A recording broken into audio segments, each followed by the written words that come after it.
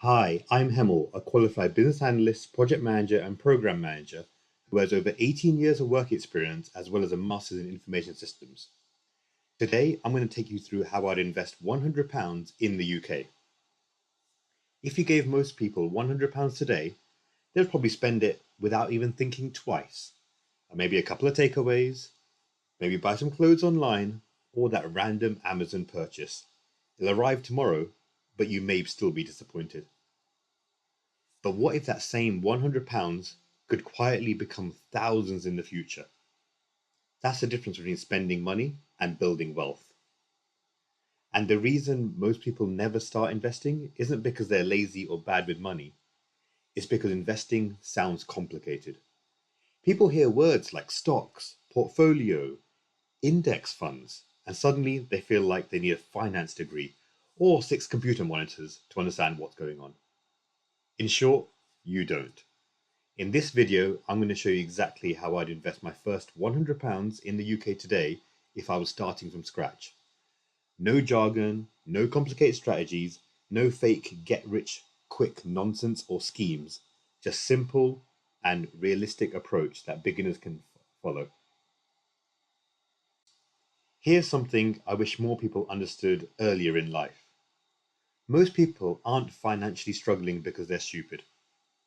They're struggling because nobody ever taught them how money actually works. Think about it. We spend years in school learning equations that we never use again. But nobody explains inflation, or investing, or taxes, or compounding growth. So then people enter adulthood and they do what feels safe to them. They work hard, they save money, they keep it in a bank account, and hope that somehow things will work out. But then what happens? Life gets expensive, rents and mortgages increase, food prices go up, energy bills rise, and suddenly people earning decent salaries feel stuck.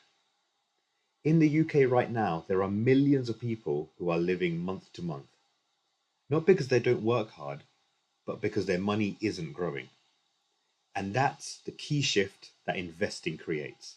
At some point, your money needs to start working for you instead of you constantly working for money. Now, this next point surprises a lot of people. Saving money alone is not enough anymore. And I know that sounds strange because saving feels really responsible. But inflation is quietly changing everything. Let's say your savings account earns 1% interest, while inflation is running at somewhere between 3 and 5%. Technically, your balance is going up, but your purchasing power is going down. Your money is losing value every single year. It's like trying to walk up an escalator that's moving downwards and moving fast. And this is why investing matters for the long term. Because historically, broad stock market investments have grown significantly faster than inflation over a long period of time. And that difference, it's massive. A lot of people think investing is about getting rich quickly, but it's not. It's about protecting and growing your future purchasing power so your money keeps up with real life. So, what actually is an index fund? This is where people often expect some complicated explanation. But honestly, it's quite simple.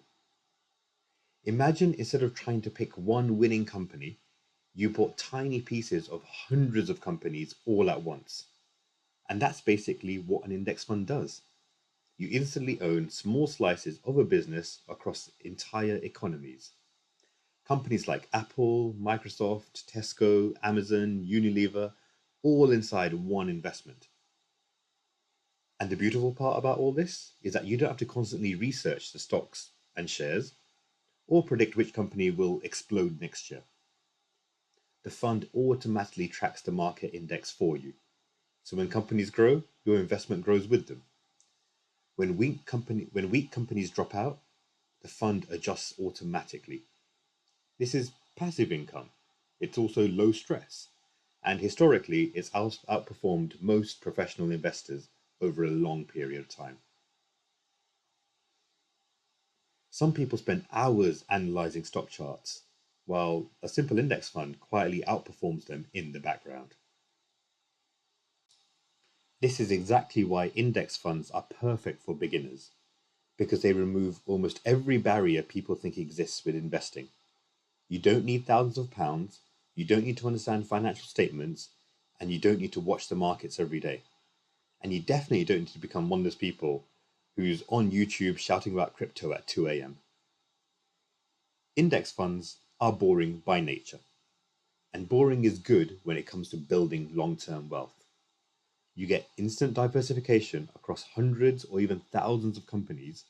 The fees are incredibly low, as low as 0.04% per annum.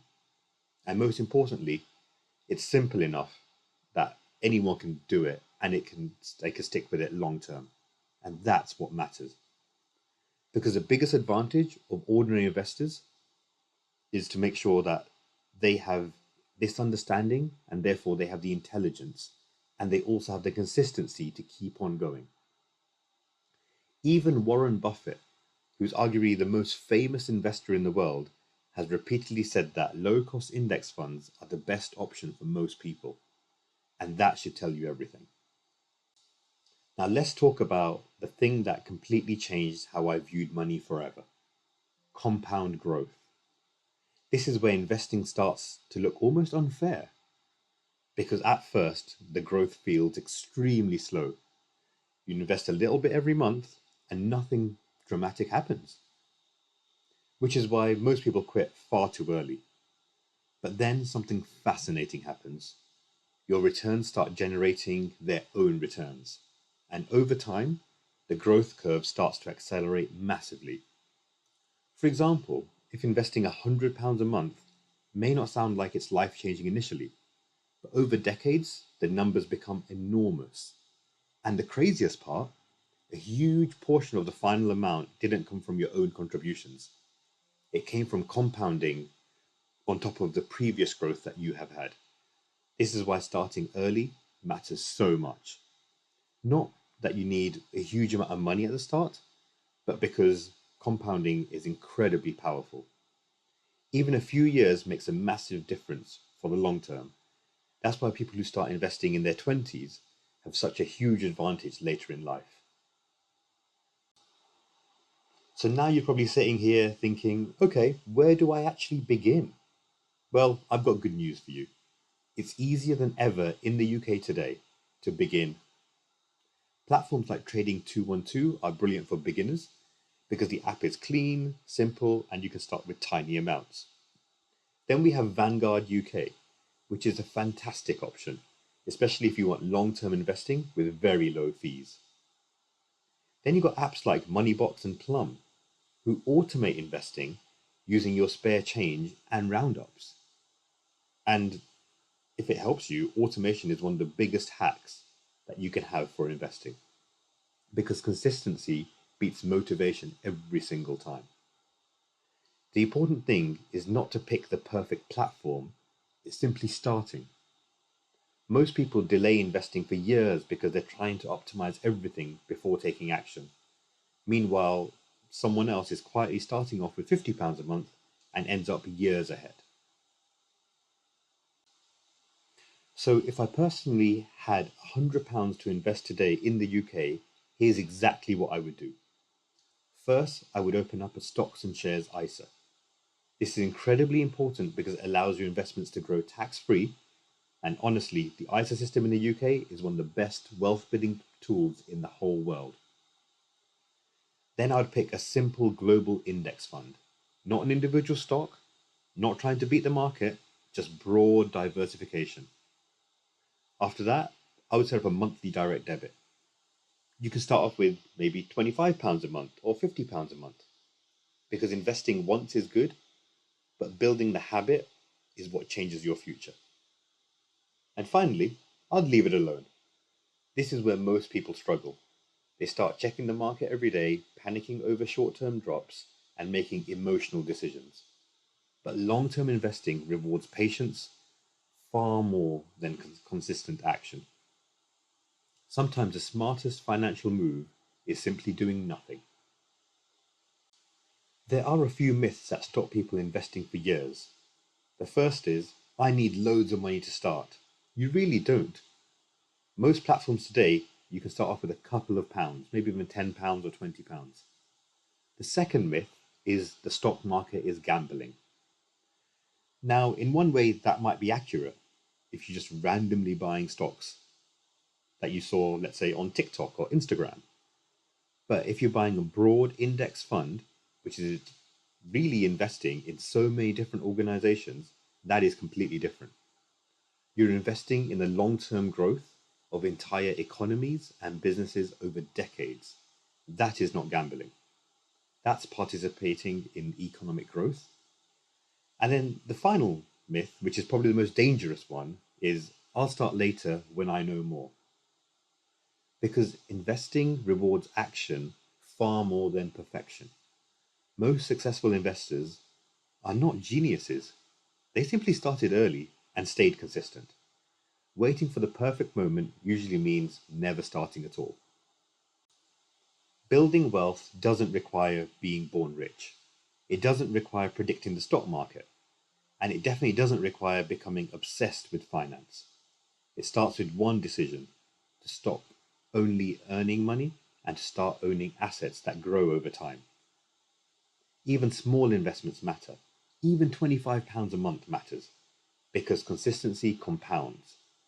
And your future self will care far more that you started than how perfect your strategy was on day one. So if you take one thing from this video, let it be this one thing. Start before you feel ready, because time is the most valuable asset that investors have. If you enjoyed this video, subscribe for more UK investing, personal finance, and wealth building content designed for normal people like me and you, not for financial experts. And in the comments, let me know what's stopping you from investing. Thank you so much for watching, and I'll see you in the next video.